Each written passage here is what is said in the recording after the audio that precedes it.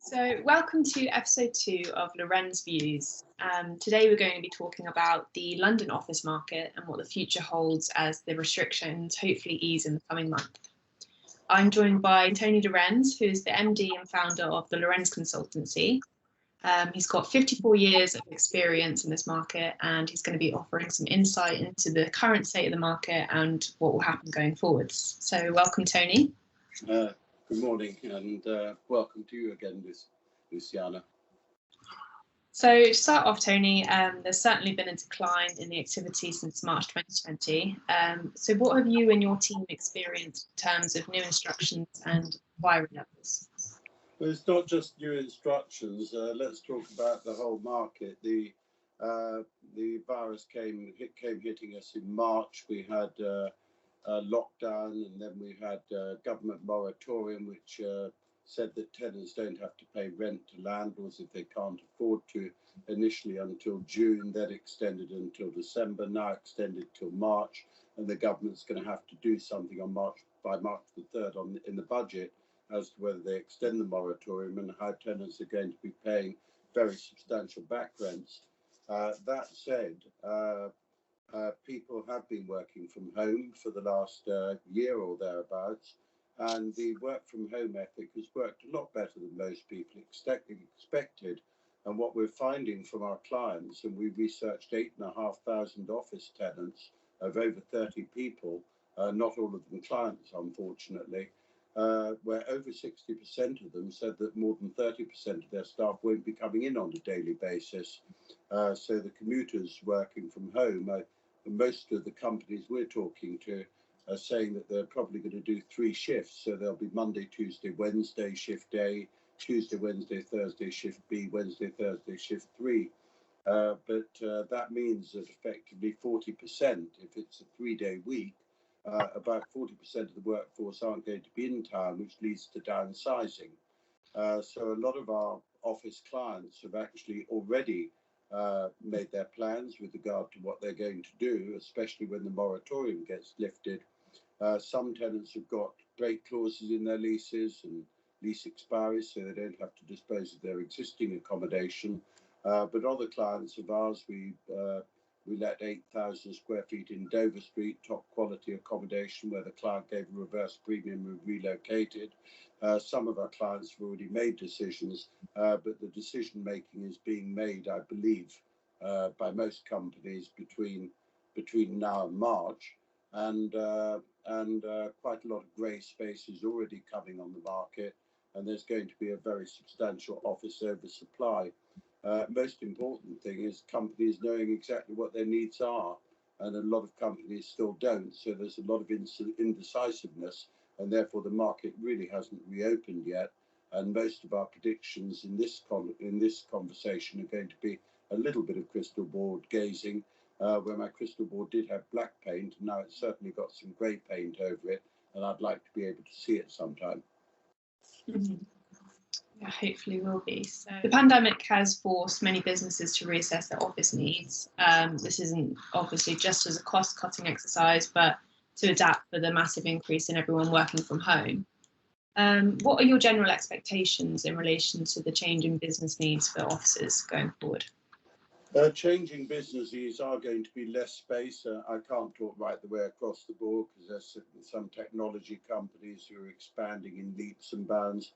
But less space is going to be needed. I think that companies are going to cut between 30 and 50% of their office footprint. They'll have to make up a bit more for social distancing, obviously, if that stays in. But between 20 and 40%, let's say, of their office needs, which means that somebody who's got 10,000 square feet, let's say in Berkeley Square, paying £100 a square foot plus £50 a square foot rent, is paying £1.5 million a year at the moment. And if they cut to 5,000 square feet, they're going to be paying effectively £750,000 a year. So there's very substantial savings. There's going to be a musical chairs of downsizing, whereby the person who's coming out of 10 moving to 5 will have somebody else coming out of 20 moving to 10. And therefore the agency market has already got quite busy with quite a lot of our clients where they can getting out to view offices, and viewings of premises have been very restricted as well. whereby we're doing video viewings with a lot of clients. And we've even had one building in Mayfair under offer where unseen, that the purchaser is prepared to try and buy it without having even inspected it. And it's a bit worrying to instruct solicitors when the purchaser might not like the building, when he can get over here and actually see it. Tough times all round, but there will be a market. It will inevitably have an oversupply of the market. The office vacancy rate in central London was 4%, and that was undersupplied. And now we've got a realistic 8% of office vacancy at the moment. And I suspect it could go up to 12% to 15%, which will then, which I suspect is your next question, put pressure on rents. Well, actually, what I wanted to, you just touched on how difficult it is for tenants with trying to find new office space without being able to view it. But how do you advise the office occupiers and landlords where their tenants are therefore unsure of their office space needs? Well, there's two things which will have changed through the pandemic, and they were on their way anyway, and the 3-day week also makes a difference. The things that will change with regard to offices is we come out of a traditional market whereby when I first started in the 60s, a 21-year lease was standard. That came down to a 15-year lease with 5-yearly upward rent reviews. Then we had break clauses with 10-year leases with 5-year break clauses, and then leases being outside the Act. And I don't think that can hold up except on the larger space. So I think that flexible leases, in the same way as serviced office operators and co-working units are allowing flexibility, will become the norm. But when you think of the way that landlords used to present space with metal ceilings, metal raised floors, etc., and doing the Cat A fit out and leaving the Cat B fit out to the tenant, I verily believe that will be a thing of the past. That landlords will actually fit out the premises to a Cat A, Cat B standard, and even have the desk space in the space on modern design, lots of colour, etc. And landlords of smaller space will actually be letting what we call plug and play space with all the facilities in there. So if one tenant takes a 5-year term with annual breaks or with the break after 2 years and he goes, then the space is tidied up under the dilapidations to be the fully fitted plug and play space, and offices are going to be let more like hotels. You don't actually go into a bare room in a hotel and have the have the hotelier fitting it up for your occupation.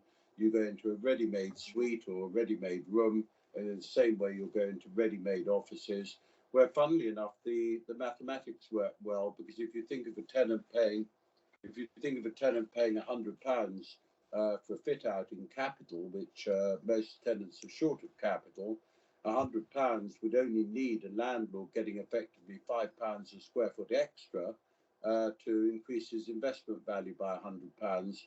So I really think that landlords will be delivering space with Cat A and Cat B fit outs, which could be easily modified for the taste of the new tenant. So yeah, with relation to plug and play offices, and obviously there has been an increased expectation of quality for office space over the recent years, which will no doubt be enhanced to try and entice people back to work. Do you think that it is going to become an essential thing that landlords provide a much higher quality of office space? That is a given. And the reason why it's a given is because when a lot of space does come on the market, especially if we have 12 or 15% vacancy rate in central London, only the quality offices are going to let. All right, so not only are they going to have to do them plug and play, they'll have to have very major security systems in buildings so that they are safe to work in. So safety comes up. We've got the world situation, which has been put slightly on a back burner with regard to making buildings environmentally friendly. We've already got a lot of buildings which are at the lower end of the energy performance certificates in D&E, and I think that tenants are going to be looking for A and B on the EPC energy performance certificates. So the landlords who do present a quality product of plug and play space will be the first in the queue to secure tenants, and grey spaces, inferior grey space is going to be difficult to let, and rents are going to be hit really, really hard in that sector. Yeah. And as far as landlords who are letting their own space is concerned, I've already mentioned that they should go plug and play. But the key to landlords is to really look at their premises in the same way as a hotelier looks at hotel suites. That if they're, and it's just not necessarily purely the security of income over the 10-year lease with the 5-year rent review, but flexibility on leases. Flexibility whereby if you want to give back to the landlord some of the space, then they'll take it back, which is very much based on what we call the co-working and serviced office model. But landlords have actually started their own co-working departments. Land Securities have got them, and other landlords have got flexi space, etc. And I do think that the landlords are going to do their own thing with regard to offering flexible leases and flexible space. So to add to that, there's really a hybrid model between the traditional landlord who used to offer the 5, 10 or 15-year lease and the co-working serviced office market. And there'll have to be a choice of both, really, because a lot of tenants will not commit to 10-year leases, especially when they've reorganized their business, all right, cut their staff to the bone, they've got people working from home, etc., and they don't know what their needs are going to be in the future, as well as they would have known before the virus hit us. And that uncertainty is going to really put pressure on the longer lease, which means that a tenant who is prepared to commit to a 10-year lease with a 5-year rent review will be able to extract exceptional terms of a deal, because the landlord doesn't have to cater for all his voids and his tarting up the space, toshing it up a bit in order to move from one tenant to the next, which the serviced office operators had to do. And that's why serviced office occupancy on a desk rate space was more expensive than having traditional offices. So moving on from how rents are going to be hit, what do you expect to happen in relation to rental values and incentives over the next 12 months? This is where the crystal ball does have quite a lot of grey on it.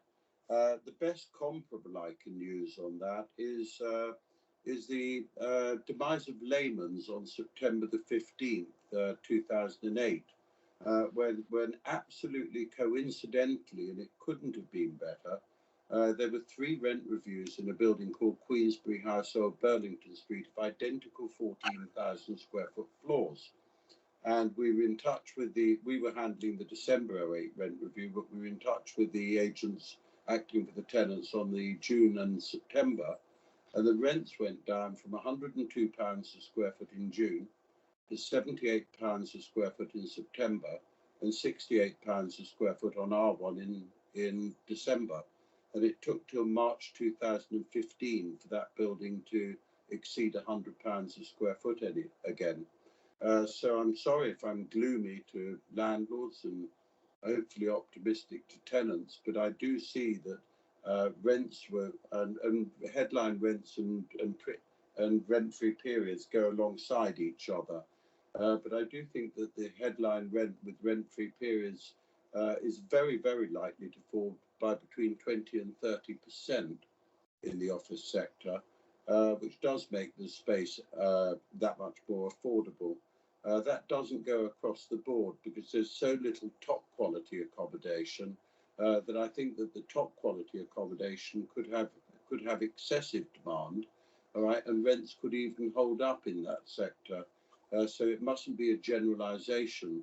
I do see that there's going to be too much office space on the market going forward over the next 5 years, and that leads to repositioning of buildings which can be suitable for residential, where landlords are already looking at the residential option on offices which are coming back to them. Okay, and do you see there being a clear difference between the West End, for example, compared to the city core? Yes, there's always been a clear difference. You've got Mayfair and St James's who lead the top rents in the West End, as we call it, and then you've got all the sub-markets, which are Soho, NoHo, Fitzrovia, Victoria.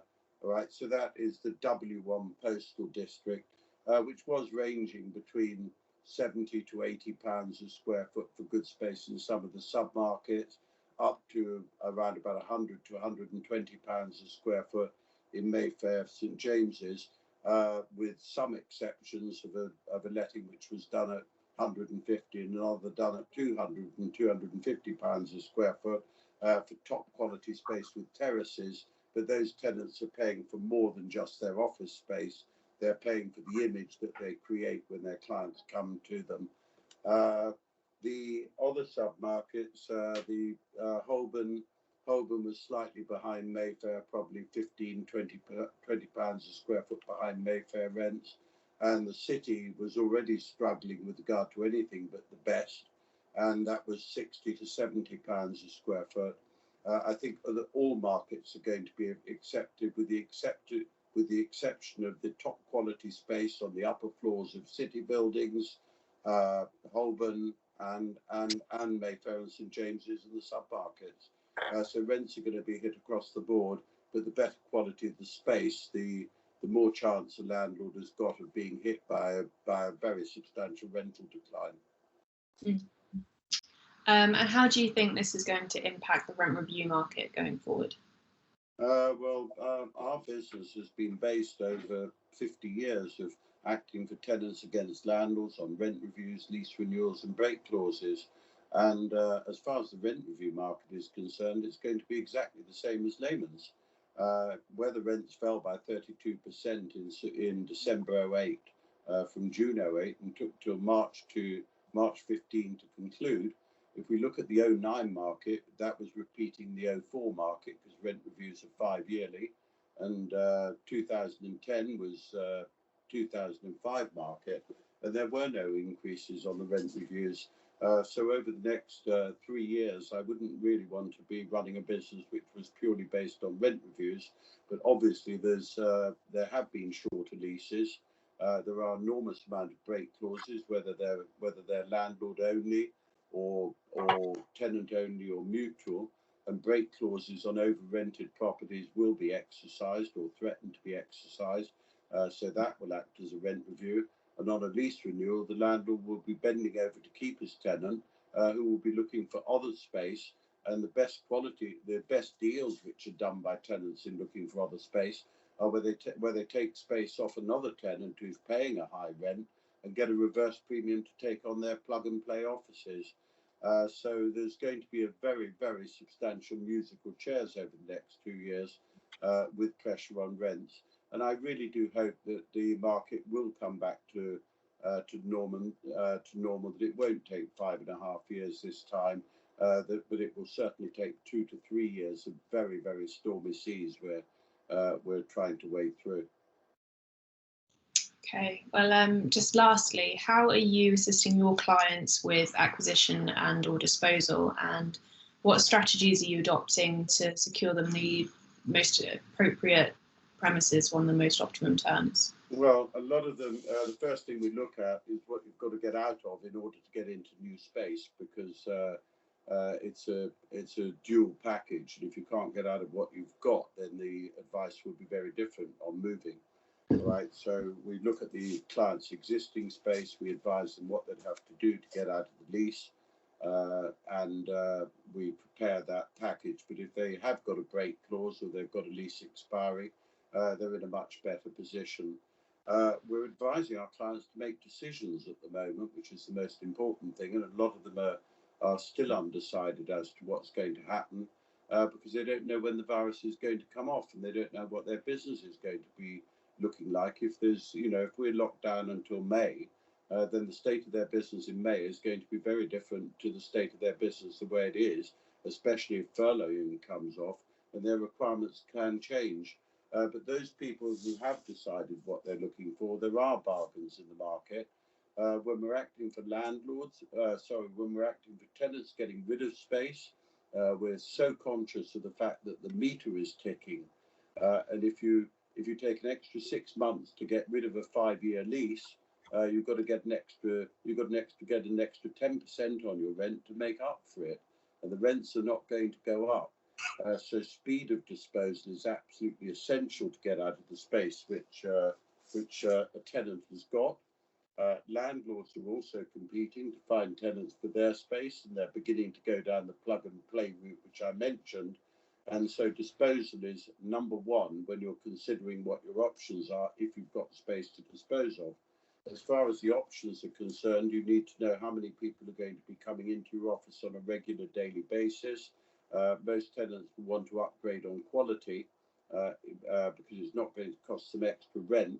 And I explained the mathematics of downsizing, that you're saving so much money that it doesn't necessarily put all the pressure on rents, which I mentioned, because if somebody's saving 750,000 a year from a £1.5 million budget and going down to 750, whether they need to squeeze it down to 720 is not going to be a make or break situation for their companies.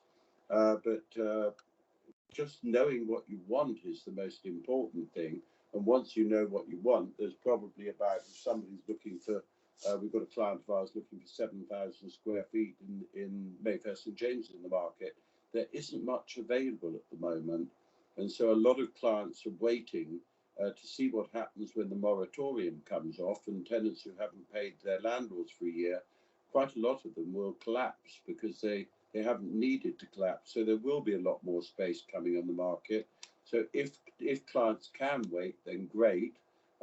We've had some clients even decided to work from home until June of this year to see how they see the market pan out. Because if they are prepared to take a 10-year lease from a landlord, and some tenants are, then landlords will be able to give companies of strong covenant very, very good incentivized terms to take that space, and they'll be doing better deals. So at the moment, we're at a state of flux, I think, at least until April, before tenants decide what they want, and that will then kickstart an incredibly active market, even if it's at lower rents, with more substantial rent-free periods being given by landlords to induce tenants into their buildings.